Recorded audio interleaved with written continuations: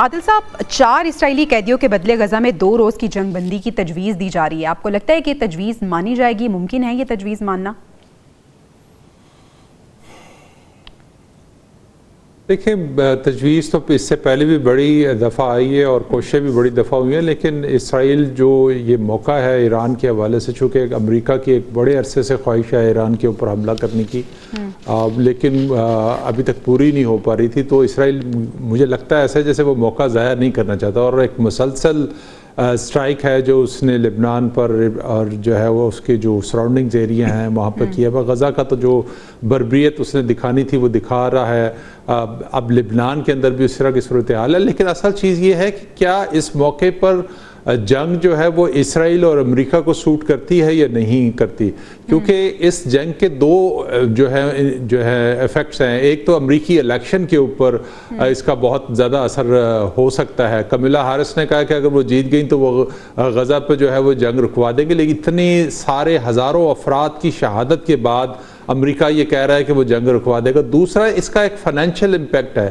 ایک رپورٹ کا کہنا ہے کہ یہ کچھ 70 سے 90 بلین ڈالر جو ہے وہ اسرائیل کو اس جنگ میں خرچ کرنے پڑیں گے، اور اس کا جو امپیکٹ ہے اس کی اکانومی میں بھی پڑے گا، اور لوگوں پر نئے ٹیکس لگائے جائیں گے. تو ایک پریشر جو ہے اور وہ انٹرنل جو ہے اس میں بلٹ ہو سکتا ہے، جس پہ ہو سکتا ہے کہ اسرائیل اپنی کوشش میں کامیاب اس طرح سے نہ ہو سکے. تو یہ ابھی کنٹینیوٹی ہے چیزوں کے اندر، اور اسرائیل پوری کوشش کر رہا ہے کہ اس سارے معاملے کو لے کے آگے چلے اور ایران کے اوپر جو ہے وہ اپنی سٹرائک کرے. لیکن مجھے نہیں لگتا کہ موجودہ حالات میں یہ معاملہ بہت دیر تک چل پائے گا.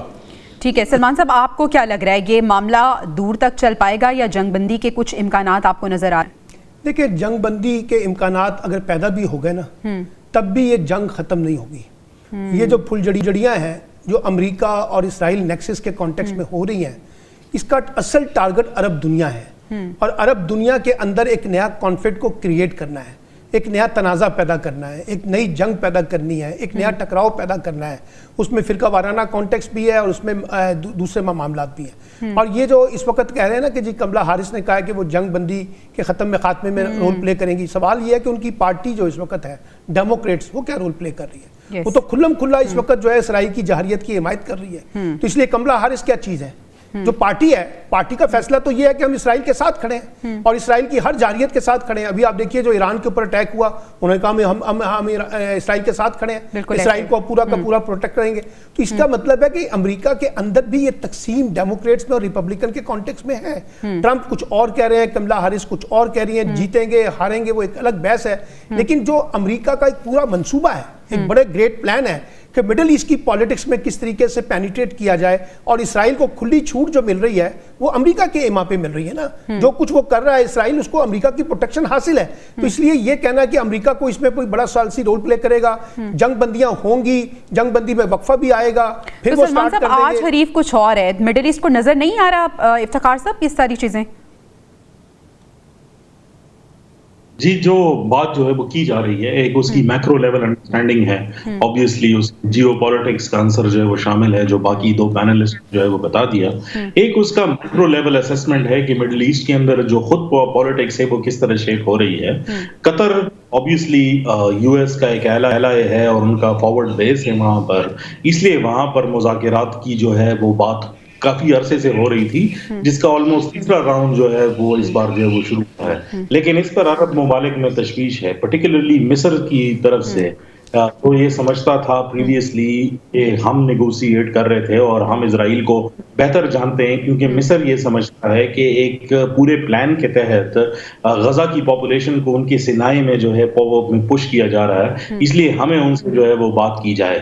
تو میرے خیال میں یہ کنسنشل اپروچ جو ہے وہ نہیں رہے گا، اور حماس کی ایبسنس آبویسلی اس پورے پروسیس کے اوپر ایک کوسچن ہے. لیکن امپورٹنٹلی اسرائیل کا ایران کے اوپر بمباری کے بعد بھی جو ایران کی جو آفیشل گورنمنٹ اور ان کی ملٹری نے جو سٹیٹمنٹ دیا ہے، اس میں انہوں نے سٹریس کیا ہے کہ سیز فائر ہونا چاہیے. ٹھیک ہے، اس میں کہا گیا ہے سیز فائر ہونا چاہیے، لیکن جو مذاکرات کیے جا رہے ہیں اسرائیل کی جانب سے، آپ کو کیا لگتا ہے سلمان صاحب، کیا یہ دنیا کی آنکھوں میں دھول جھونکنے کے مترادف ہیں؟ وائن لائنر جواب دیجیے گا. دیکھیں بالکل، میں نے آپ کو بتایا نا کہ جو امریکہ کا اور اسرائیل کا نیکسس ہے یہ سارا کا سارا کھیل پیدا کر رہے ہیں نا. اس ٹھیک لیے ہے. کوئی سمجھ رہا ہے کہ مذاکرات کے ذریعے جنگ بندی کے ذریعے معاملہ حل ہونے والا، یہ نہیں ہوگا، یہ اور زیادہ بحران پیدا کریں گے. ٹھیک ہے، بحران پیدا ہوگا. عادل صاحب آپ کی طرف آؤں گی. اسرائیل دنیا کی آنکھوں میں دھول جھونک قطر اور سعودی عرب انفلوئنس کر سکتے ہیں چیزوں کے اندر، لیکن ابھی تک اس طرح سے انفلوئنس ہمیں دیکھا نہیں ہے. کوشش ضرور ہوتی ہے، لیکن ان کے کہنے پر امریکہ جو ہے وہ کسی چیز کو بھی خاطر میں نہیں لا رہا. اور اسرائیل لگتا ہے ایسے جیسے مادر پدر آزاد جو ہے وہ، چونکہ اس کے پیچھے امریکہ کھڑا ہے تو وہ اس کی وجہ یہ بھی ہو سکتی ہے کہ کال آف فیلمنٹ کے تضاد نظر آ رہے ہیں. افتخار صاحب آپ کو کیا لگ رہا ہے؟ دیکھیں، جب تک پریزنٹ گورنمنٹ یو ایس کے اندر ہے تب تک تو نہیں لگتا کہ یہ سکسیسفل جو ہے وہ پیس ٹاکس بھی ہوں گے اور یہ رہے گا. اس کی بہت سارے کاؤنٹرز جو ہے وہ امریکن الیکشن سے جو ہے وہ ملتے ہیں. کاملا ہیرس کا جو ہے وہ ذکر ہوا، لیکن ڈونلڈ ٹرمپ کو مشیگن کے اندر جو ایک مسلم پاپولیشن جو ہے سب سے بڑی ہے وہاں پر، ان کو اس بات پر جو ہے انہوں نے سپورٹ کیا ہے کہ انہوں نے یہ وعدہ کیا ہے کہ وہ غزہ کی جنگ جو ہے وہ روکیں گے. ٹھیک ہے، یعنی مخلص کوئی بھی نہیں ہے، اپنے مفاد کی خاطر یہ تمام فیصلے کیے جا رہے ہیں، مذاکرات کی باتیں کی جا رہی ہیں، لیکن الٹیمیٹ گول یہ ہے کہ دنیا میں دھول جھونکا جا رہا ہے اور جنگ بندی کی کوئی صورت ابھی نظر نہیں آ رہی.